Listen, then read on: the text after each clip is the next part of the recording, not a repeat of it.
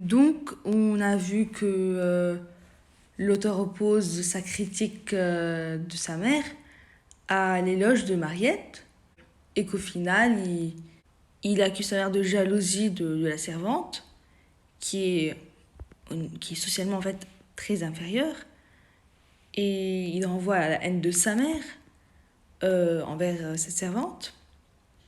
Il montre quand même qu'il était leur devoir de lui porter des fleurs, et on voit par son éloge et par les indices d'émotion qu'il n'assume pas en fait la mort de Mariette. Et ce qui indique cela, c'est surtout l'euphémisme. Donc, on enchaîne, deuxième partie, réflexion générale sur la mort.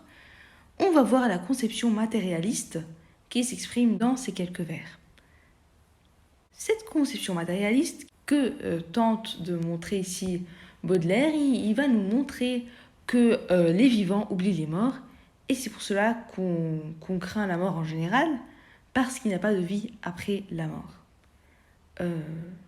Donc d'où l'angoisse de la mort, c'est cette peur d'être oublié. On divisera cette partie en 3 sous-parties. D'abord le discours élégiaque, le ton de la plainte. D'abord c'est fait par le vers 4 qui est en crescendo, 2 syllabes puis 4 puis 6, donc les morts, 2 syllabes, les pauvres morts, 4, ont de grandes douleurs. Et voilà, 6 syllabes. Donc c'est non seulement une gradation symétrique, mais aussi une gradation sémantique. Sémantique, c'est-à-dire dans le sens. Mais aussi l'enjambement donne un rythme lent et pesant, donc du vers 4 au vers 14, donc dans tous ces vers. C'est une seule phrase, il n'y a aucun point. En fait, c'est que des virgules. Et encore, l'adverbe certes, intercalé, donc voilà, au début du vers 7, qui en fait, entre la proposition subordonnée circonstancielle et la proposition principale, montre un indice de certitude. Certicis signifie sans aucun doute, et il est mis en valeur, puisque cette proposition circonstancielle de temps, et quand octobre, etc., et la proposition principale, celle qui la suit. Donc en fait, sa présence entre les deux donne un effet d'amplification. Passons à la seconde sous-partie. C'est en fait la souffrance physique des morts.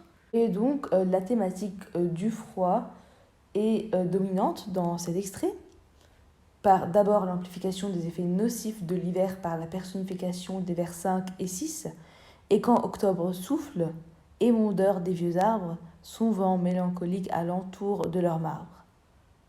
Mais aussi par le chant lexical explicite, vent, marbre, gelée, neige, donc de l'hiver.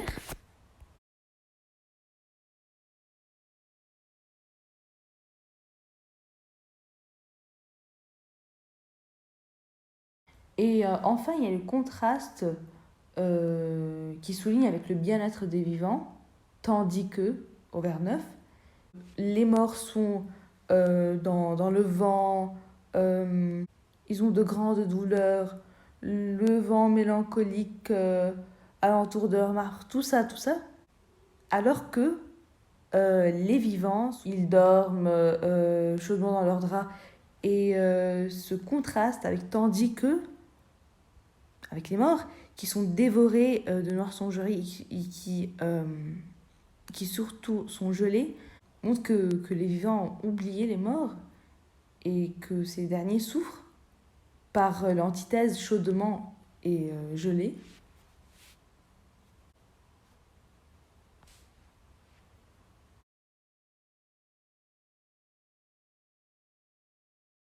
En fait, je ne vous ai pas défini émondeur, ça désigne l'ouvrier qui taille les branches. Et le mois d'octobre est personnifié, il, il y a une majuscule à octobre, mais aussi le verbe d'action souffle. Voilà, tout ça, c'est des procédés qui appuient sur cela, avec le terme d'humanisation souvent mélancolique. Voilà, tout ça, vraiment, ça appuie sur cette thématique du froid, ce qui va en fait nous mener vers la troisième sous-partie, qui est la souffrance, mais cette fois-ci morale des morts. On a parlé d'abord de la souffrance physique, maintenant on va parler de la souffrance morale. La transition est opérée par le chiasme du vers 12 et 13, c'est goûter les neiges de l'hiver et le siècle coulé.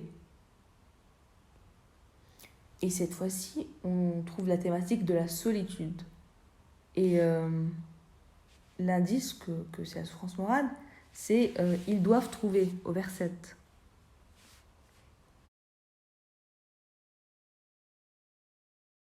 On a d'abord une préposition privative, sans compagnon de lit, sans bonne causerie, donc c'est sans Camille ni famille, tout ça.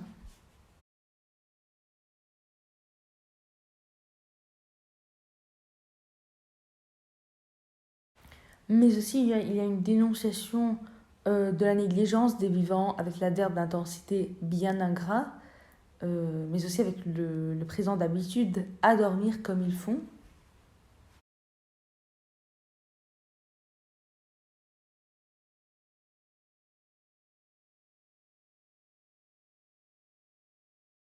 On voit bien que les vivants sont égoïstes et ils ne pensent plus aux morts, mais aussi à la métonymie éclairante euh, du vers 14.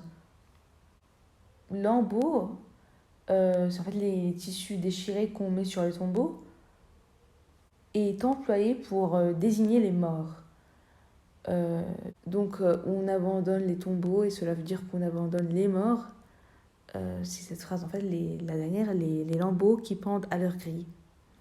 Enfin, il y a une métaphore, euh, dévorer de noires songeries, et la tristesse est assimilée à la vermine, parce que ça fait écho au sens propre du vers 11, travaillé par le ver.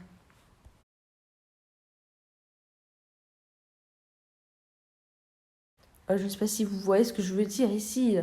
Euh, il y a en quelque sorte un parallélisme entre dévorer de noires songeries et vieux squelettes qui sont travaillés par le ver. Parce qu'ils sont dévorés par les noires songeries, donc au niveau moral, mais aussi par les vers au niveau physique, physiquement.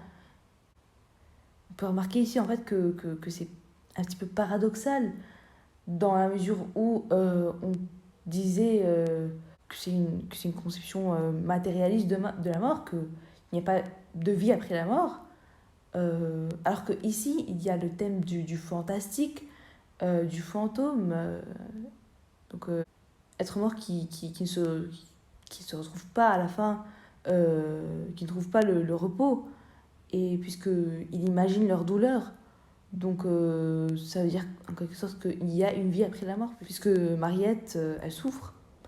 Et ce qui va nous mener vers la dernière partie, le retour au souvenir de Mariette, du vers 15 au vers 22.